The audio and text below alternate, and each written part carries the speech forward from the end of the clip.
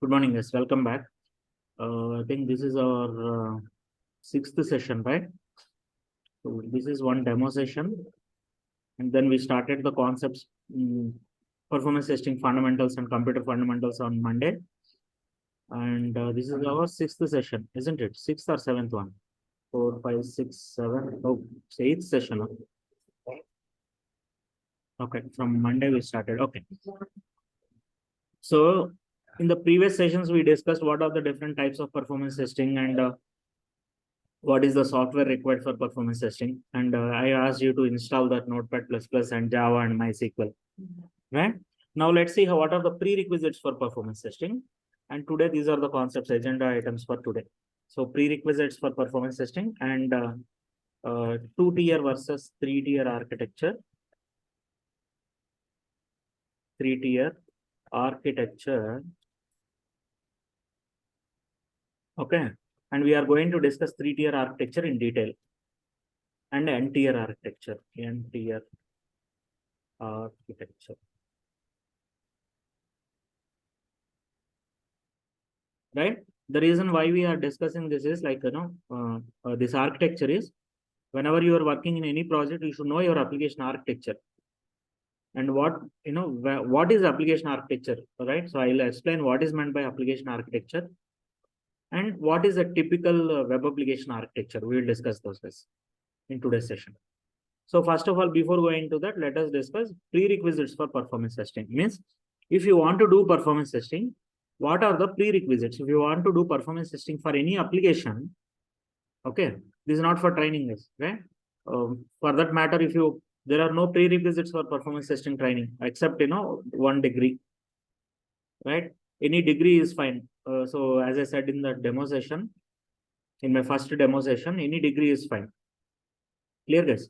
So the thing that we are discussing is what are the prerequisites for doing performance testing for any application. Okay. Now, what are the prerequisites? The first one is a stable build with no major functional defects. That means the application should be stable without any functional defects, without any major functional defects. Without any major functional defects. That means the application should be working fine with with the minimum user load or 1 or 2 users, isn't it? If the application is not working with even with 1 or 2 users, there is no point of doing performance testing, because performance testing is something which we do with the target user load or current user load on the application, isn't it, guys? We already discussed that performance testing at a high level, right? So we test the application performance testing when we are doing, right? We test the application under target user load with some, let's say 5,000 users or 10,000 users or 500 users. And when your application is not working for even 1 user, if there are any major functional defects, then there is no point of doing performance testing, isn't it? So that's why that is the first and foremost prerequisite.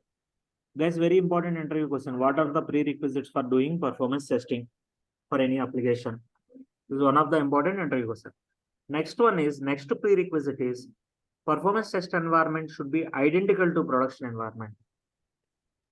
The environment in which you are doing performance testing should be identical, means it should be an exact replica of production environment. Then only you will get correct results. Then only you will get correct response times. Then only you will get correct performance test results, right?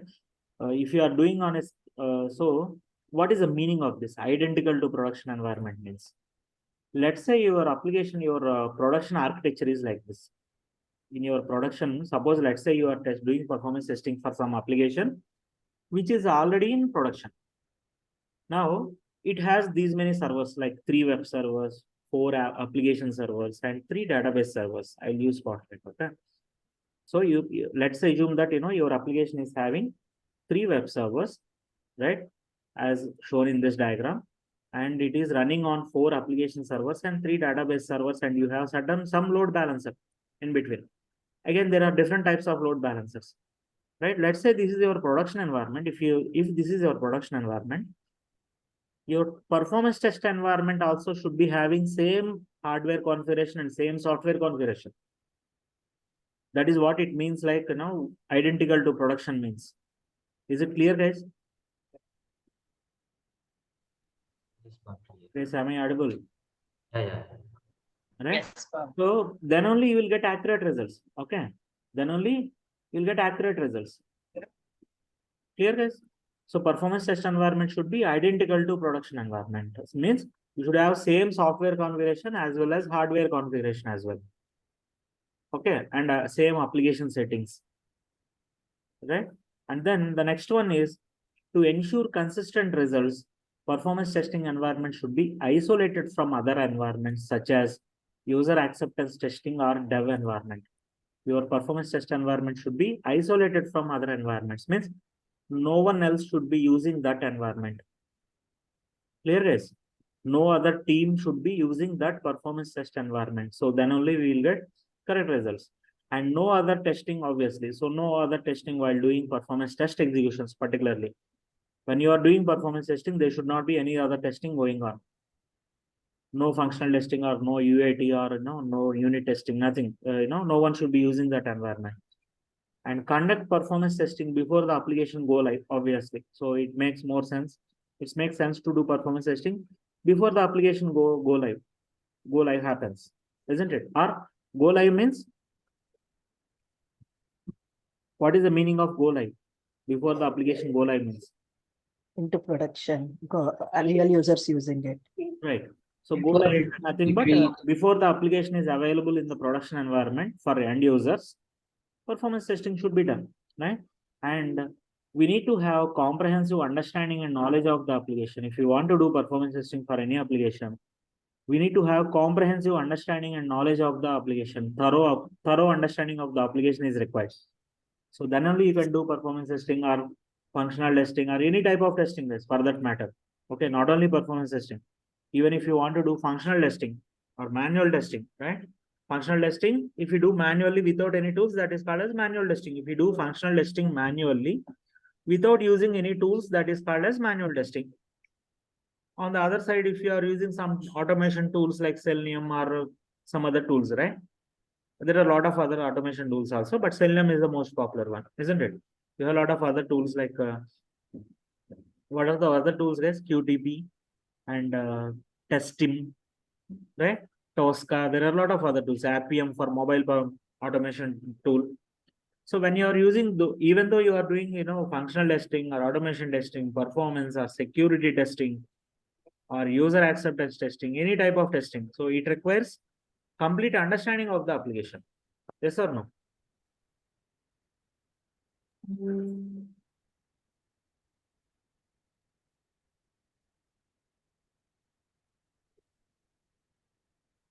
Guys, are you with me? Yeah. Okay.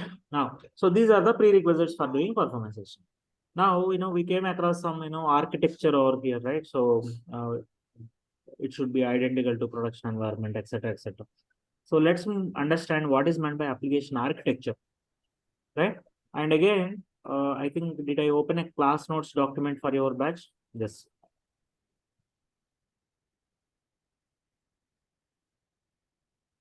I'll share this class notes document. Okay.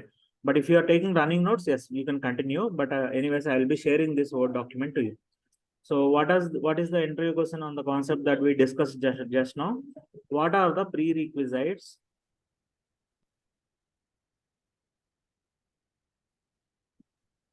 for doing performance testing for any application? An application, any application means it can be a web application or Mobile application or a desktop application as well. Okay. So these are the prerequisites, whatever we have discussed till now. So what are those guys? Can someone summarize? It should not have any major functional defects. Okay. Next. Should be identical to production environment. What should be identical to production? Testing environment. Testing environment. Right. Performance environment should be identical to test to the production environment. Okay.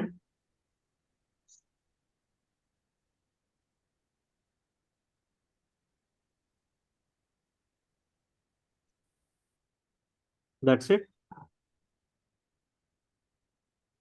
No other testing while doing performance testing executions. Right. So there should not be any other performance testing. There should not be any other testing that getting done in the environment, or no other team should be using our environment, and we should have a thorough or complete understanding of the application. So those are the prerequisites.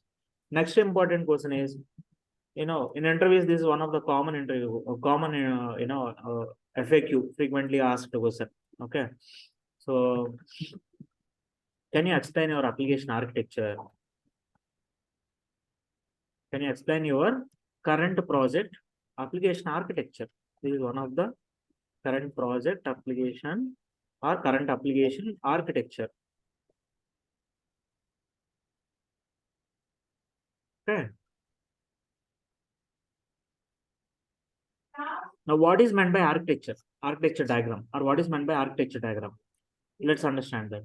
So architecture diagram means it is a pictorial representation of the application components. Okay. It is a pictorial representation, diagrammatic representation of the application's components. When you say components, different servers, load balancer, etc., etc. Right? What is meant by component? What is the general meaning of a component, guys?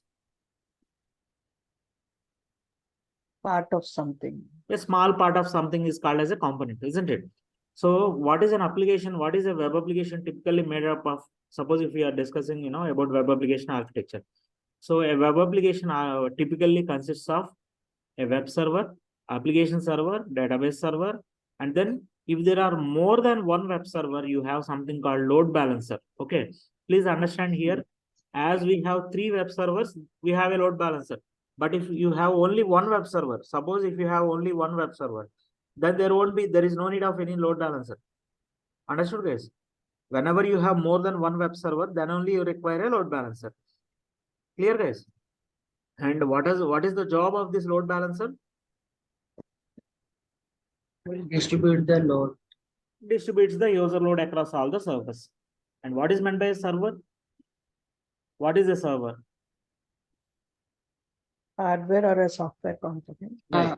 So server is a software or a Hardware. hardware, right? A server is a software or a computer program or hardware which understands your request, process your request, and sends back the response.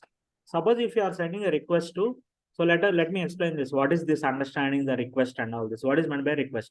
See, suppose if you are accessing Amazon website, so you are sending a request to Amazon server, and now Amazon has received that request, processed your request, and sent back the response.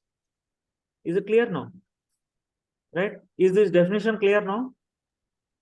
Yes, sir. Right? So request means basically this, we call this as a HTTP or HTTPS request. Okay. We have sent a HTTPS request to Amazon server and we got a response. This is the response that we received from the server. Which one? Whatever response you are seeing in the browser, that is the response that we got from the server. So a server is a software or a hardware or a computer program which understands your request, process your request, and sends back the response. Right? And now what is meant by application architecture? Architecture diagram is nothing but it is a architecture is nothing but it is a pictorial representation or diagrammatic representation of an application's components. There can be multiple components for any application, or there can be multiple servers and software and connections and how they are connected, isn't it? So you can see the connections over here, right? You can see the connections over here, isn't it? So architecture diagram is nothing but it is a diagrammatic representation of the application components, right? And software and connections. Is the definition clear now? And it will help us to application architecture diagram helps us to understand how these applications interact with each other to meet the business or user requirements. So whenever we are sending a request, right? So if you know the application architecture, so it will help us to understand how these applications are, how these components are interacting with each other and to serve the user request. So whenever you are sending a request to the server, right? First it will go to the web server. Suppose if you are accessing any web application from any browser like Firefox or Chrome, right? Internet Explorer has become outdated and we have Edge now in this place. isn't it? I'll update this diagram. So this is a old diagram, so I'll update this because Internet Explorer is anyways outdated. Here guys, 1 second guys, 1 second. I'll just take right? So now we know whenever a user access any application from a browser, right? Any browser. So it can be any browser. It can be a web browser or a mobile browser, right? So suppose any user is sending a request to the server. First, your request will go to the web server, something called web server. Now, and there is also called a app server, and there is also called database server. So this is called as we call this as backend, and this is a database layer, right? And now understand these layers are tiers. So this is a traditional 3-tier architecture, wherein you will have presentation tier, means presentation tier, and then logic layer or application tier, logic tier or application tier, and then persistence tier. So let me make it, yeah, let me go to the slideshow mode. Yes. Is it better now? And guys, are you seeing full screen on the Zoom meeting? Make sure that you are seeing full screen on your Zoom meeting, guys. Okay. And I hope no one joined through mobile. Krishna, how did you join? Through mobile or laptop? Laptop. Okay, please join from laptop only, guys. Okay. Yeah. So please don't join from mobile. Right? Now, so understand here that, we have 3 different layers called presentation layer or presentation tier. We can read it as presentation layer or presentation tier, and application tier and persistence tier. Okay. Now, now what now you need to understand what is the difference between web server and application server. Okay. So for that, I'll give some examples. Let's say, for example, I'll open a private browser, and let's say you are typing irctc.co.in. You are accessing IRCTC application, right? Now this content will be static most of the times, right? This will not be updated regularly, or this is not a dynamic content. For every user, you will get the same page. Yes or no? Yes or no, guys? Yes. Every user will get the same content. Yes or no? Yes. So this, of course, this data may change from time to time, but that is not so dynamic. It doesn't change from user to user at least, isn't it? Now, so this kind of content or this kind of pages will be served directly by the web server itself. So in this case, what happens is the moment I type, when I type this irctc.co.in, my request will go to IRCTC server, web server, and web server will send the response. Web server will send me the response. Clear, guys? Now, suppose if you, however, so we should not use the word but, right? I made one video on, hold on 1 second. So guys, everyone subscribe to my YouTube channel and turn on all notifications, guys. Otherwise, you'll not get updates on the new batches as well as demo sessions. So subscribe and turn on all notifications. So we are running some free trainings as well. We are, continuously I'm uploading some free training sessions on my YouTube channel. For example, I started one free training on MongoDB. You see, there are different playlist URLs. Every batch will have certain playlist URL, right? So this is September 2023 batch playlist URL. So where, you have all the previous recorded sessions. So I'll be adding today's recorded session also to this playlist URL, right? So apart from this, apart from this paid trainings, like we have some free trainings as well. So MongoDB performance testing, somewhere it should be. So I started one free training on MongoDB performance testing and aptitude skill, reasoning skills or aptitude questions, right? And where is that MongoDB? Here it is, MongoDB performance testing free video training series, and BlazeMeter performance testing. There is one more, free training that I am providing for BlazeMeter. So subscribe and turn on all notifications. Otherwise, you will miss these free trainings. Okay, irrespective of whether you join the training or not. And Linux, there is one more, training series on Linux commands for software test engineers. Okay, and please save my WhatsApp number if you haven't saved it yet, right? So please save my WhatsApp number. Okay, now let's go back to this. Yeah. Now, suppose, yeah, let's go back to this. Now, suppose, you are searching for trains from one city to another city, let's say. Okay. So I think we need to log in. Do we need to log in? Is it mandatory to log in to search for trains? Hold on 1 second. So once you log in, what did we do, guys? We searched for trains between two cities. Let's say Hyderabad to Bangalore and so data on today's date. Now this is dynamic content, right? This content changes, right? The ticket availability changes, isn't it? Your ticket availability will change, or your trains also. There will be some trains which will be running only on particular dates, isn't it? And the timings may change. So this is a dynamic content, isn't it? Or let us take Gmail example. Suppose if you type gmail.com, everyone will get this page only for the first time, isn't it? The first time you are accessing Gmail, you will get this page. Now, once you enter, your Gmail ID, right? So basically, this is a static content, isn't it? And this will be served by your web server directly. You'll get that Gmail page directly from the Gmail web server of Gmail. Clear, guys? But once you enter your Gmail ID and log in, right? So it should fetch your, once if I log in, it will show my inbox. If you log in, it will show your inbox, isn't it? And again, that is dynamic content, right? Yes or no, guys? That content Yes. changes and from person to person and from time to time, isn't it, guys? Yes or no? Understood the difference between that static content and dynamic content, guys? So if I log in, it will show my inbox. And again, that is dynamic, whenever I get some new mail, it should update that, right? So this is again a dynamic content. Now, whenever you send a request for dynamic content, web server will not have those details.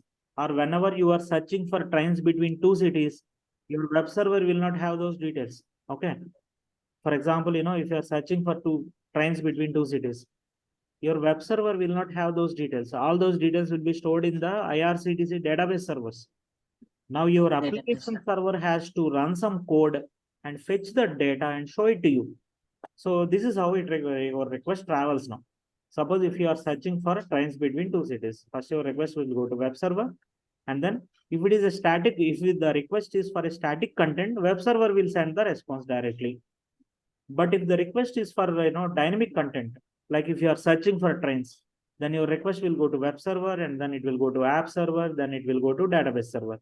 And now database server will send the trains availability and all, ticket availability and timings and all, charges and all, and then to app server. Now app server sends the response to web server, and web server will finally send the response to the browser. So always we receive the response from the present web server. That's why this is called as presentation layer. Clear, guys? That's why this is web server is called as presentation layer. And if there is any logic involved, right?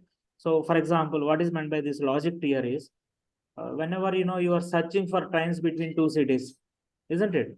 Let's say you are searching for trains between two cities, there will be some some SQL query, some database query that will be running in the background, something like this. So you will have some query like this. Let me clear the trains. So select star from trains table, where some source city is equal to Hyderabad.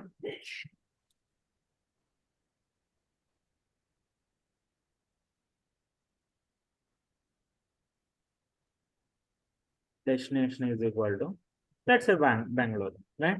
So this, there will be some, let's say if it is a Java application, some code will be written in Java to run this query, to fire this, to trigger this query. And now, your application server will connect to the database server, and it will run that query, execute that query, and get the test and get the query results.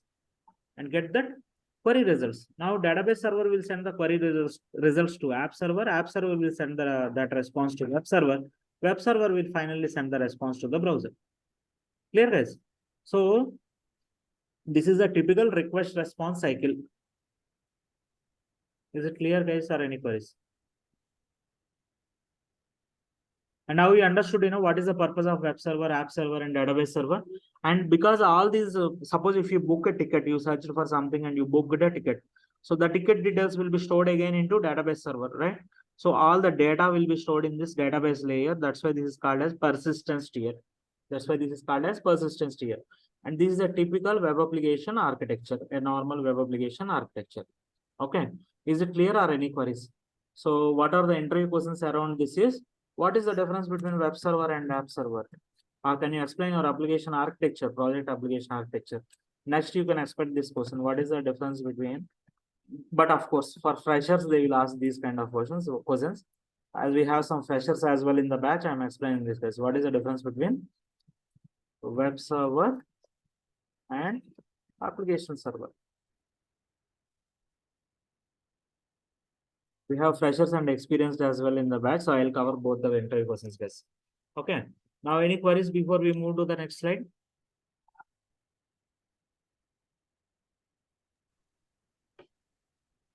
Guys, am I audible?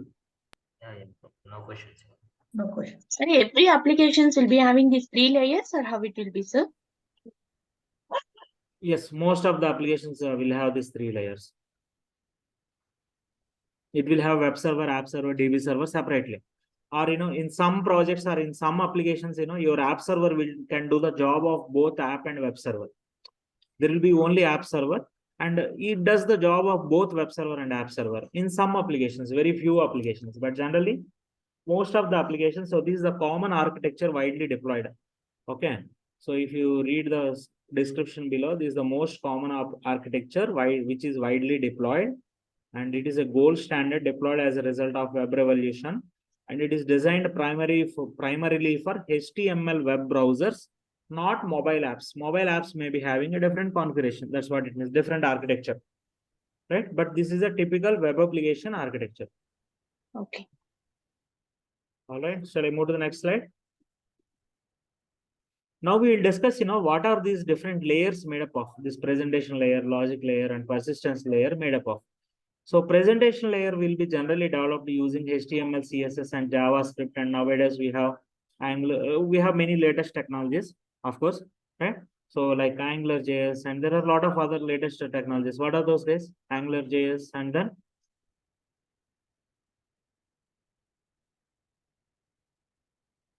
anyone?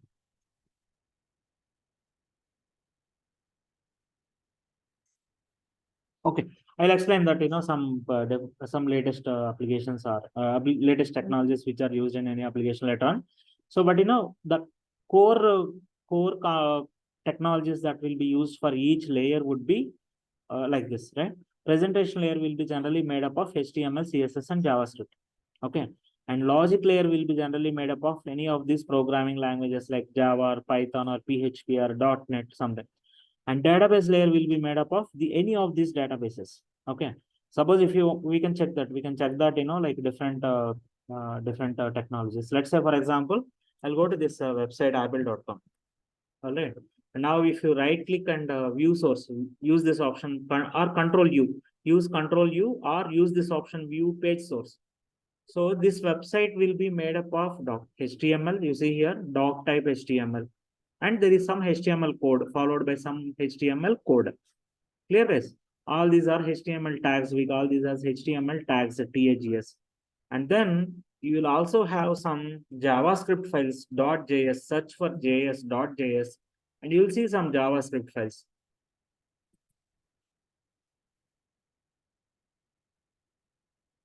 You see here some JavaScript files. There are a lot of JavaScript files. And then also search for CSS. You see some CSS files as well, isn't it? You see some CSS files as well, model.css, etc. Global header.css, footer, global footer.build.css. There are multiple CSS files and JavaScript files. So this UI is typically made up of this presentation layer, or the application UI, user interface is, okay. UI or GUI, both are same guys. UI or GUI, both are same, which stands for, where it stands for user interface. Okay. GUI stands for graphical user interface.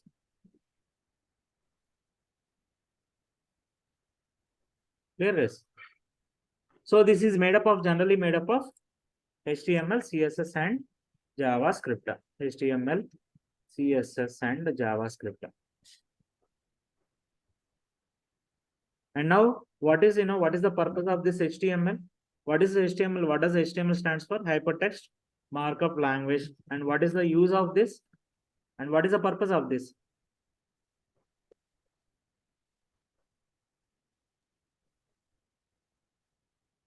Speak out, guys.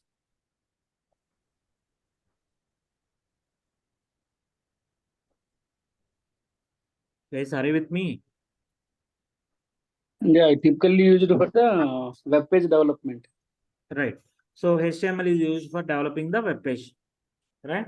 And here you can see some HTML tags and HTML code. There is a lot of HTML code over here. The page starts with this tag doc type HTML, means document type. Doc type means document type, and you have some HTML code below that, right? And then CSS stands for cascading style sheets. Tanuja, I remember that you learned this. You already learned this, or you are good on these concepts. Yes, sir. It's used for styling the web application. Right. So it is used for defining the layout of the page. Style sheets are used for defining layout of the web page, isn't it? What is meant by layout? What is meant by layout of the page? Okay. If you go to this Alignment, borders, kind of. right. So I will take Amazon example. Okay. So if you go to if you observe this Amazon page, right? If you observe this Amazon page, let me go to the normal browser. So they, on the top left, you should have on the top left, you have an Amazon icon, and the top right, you have a cart symbol, and then you have a search box in the middle of the page, top middle of the page, and then you have the page content. So all this layout will be defined in this using this cascading style sheets. And then JavaScript is used for JavaScript is mostly used for client side validation. And some pages will display some calendar kind of thing, right? When you visit some, suppose if you are booking a ticket on IRCTC, somewhere you will select the, if you click now, and you'll enter the date, right, by selecting some from a calendar, isn't it? Yes or no, guys? You should select class it since first. Where is that? Then Click on that, and if you click on book now,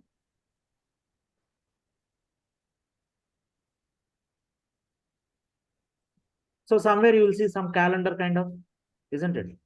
So to select the date and all, right? So where is this? Okay, this is the main passenger, and then that, guys, right? So you will select the date from the calendar. So calendar, that kind of code will be developed using this JavaScript. Or else, it is also used mostly for client-side validation. It is JavaScript, used mostly for client-side validation. Okay, clear, guys? Client-side validation, etc. Not only client-side validation, calendar, to display some calendar object kind of things, etc. Right? So, but your presentation layer is typically made up of HTML, CSS, and JavaScript. And then your logic layer or application layer will be developed using any of these programming languages like Java, .NET, or Python, or PHP, or something. And then database can be anything, starting from the MySQL. MySQL is an open source database, isn't it? Free database. MySQL is an open source database. Apart from that, you have licensed database like Oracle, Microsoft SQL Server, etc., etc. There is. And apart from the web browsers, previously we used to have only web browsers, and now after smartphones came into picture, like you also have mobile browsers as well, isn't it? So again, there is a change in the layout of the page also, isn't it? So that's why I named it as a NTR architecture. Clear, guys? So this is how a typical, modern application will be made up of, or how does it look like? Clear, guys? Any queries, guys, now on this concept before I move to the next slide? No, sir. Okay.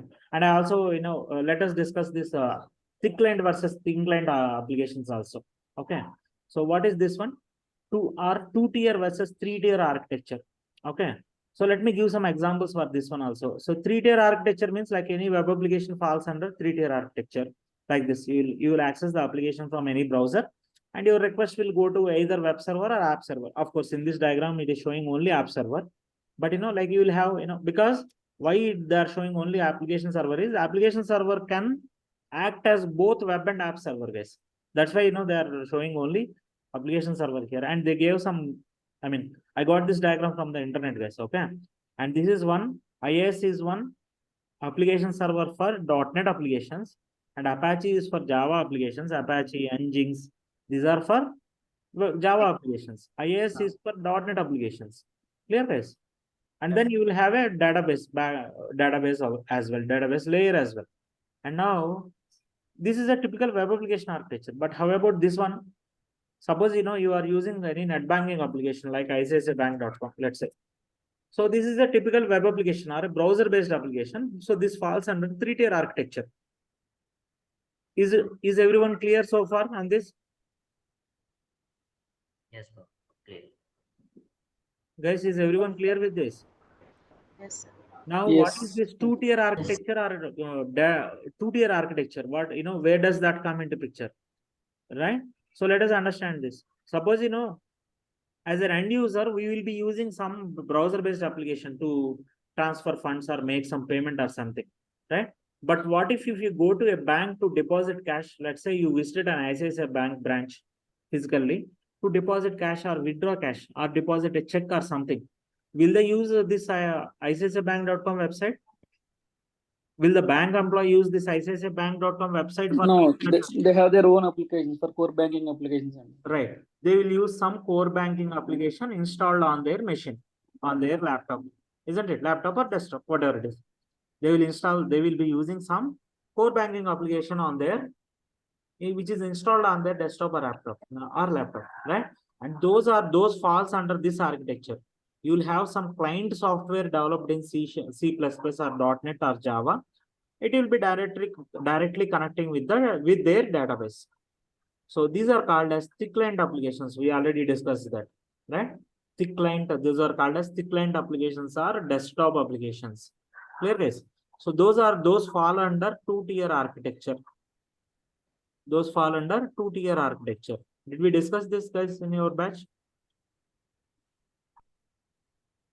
Yes. We already discussed this, web versus desktop applications. Okay. So this is all about this slide. So shall we move to the next slide now or any queries?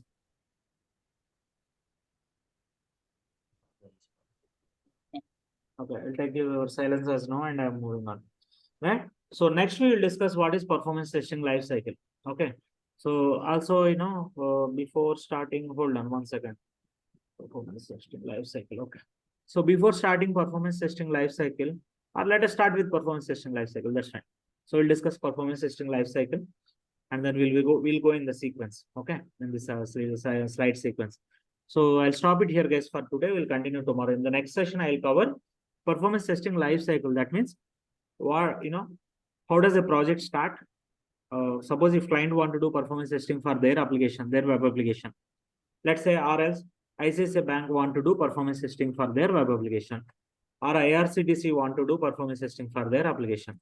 So how will they approach the organizations, or how organizations approach them, and what are the different phases in that performance testing? We'll discuss that in the next session. So I'll stop it here for today. Okay. So any queries, guys, before we close the session for today? So this is almost done, right? Let me update the tracker. Any queries, guys, before we stop the session for today? No, sir. Okay. All right, then I'm closing the meeting then. I'm pausing the recording. And those who are watching this session on my YouTube channel, so if you want to enroll for live training, so, we'll stop the demo sessions, we will not upload any more sessions on my YouTube channel as a public video. So you need to enroll for the live training. So if you are interested to pursue career in performance testing, and performance testing is a low coding or no coding career, guys, with high package. That is a wonderful thing about performance testing career, right? It's a low coding or no coding career with very good packages, excellent packages. So if you want to enroll for the live training and placement, so do contact me on my WhatsApp number. Please save my WhatsApp number, guys. Okay. So this is my WhatsApp number. Please save my WhatsApp number, and we are providing both offline and online training as well, and placement assistance as well. All right. So those who are watching this session on my channel, so this is for you. And thanks for joining, and have a nice day. Have a nice rest of weekend, and happy Ganesh Chaturthi. Right? Tomorrow is Ganesh Chaturthi, right? So happy Vinayak Chaturthi to everyone. When will be the next class? Next class we'll have it on Wednesday. So Tuesday I will be out of station. So Okay. we'll have our next session on Wednesday. Okay. And I have updated in the tracker. So and I'll share the batch tracker also to you guys, everyone who confirmed their joining. And also I created one Google Classroom for you to give the assignments and all. And I have added, those who already confirmed their joining, I have added their Gmail IDs. So once we start the, so this is the Google Classroom for this batch, September 2023 batch. And like there are around 10 people who already confirmed their joining, and I have added them. Now, so right now on current morning day JMeter batch is going on. This is still going on. This current JMeter batch is going on. So once and they already completed this performance testing fundamentals. So once we complete the performance testing fundamentals in this batch, September batch, they will also join. Few of them will join. They are completing JMeter, and they will be joining for LoadRunner and into this batch. Okay. And we are planning to split this batch into 2 batches, one morning batch and one evening batch. So this current batch, JMeter batch, will be closed in 10 days, after which this time slot will be free. 8 to 9 a.m. will be free. So we are planning to move this batch timing slightly. Instead of 9 to 10 now, we are planning to move it from 8:30 to 9:30 or 8 to 9. We'll go with the majority people convenient time. Clear, guys? And I will also start one evening batch for LoadRunner. I will also start one evening batch for LoadRunner. So this is the plan as of now.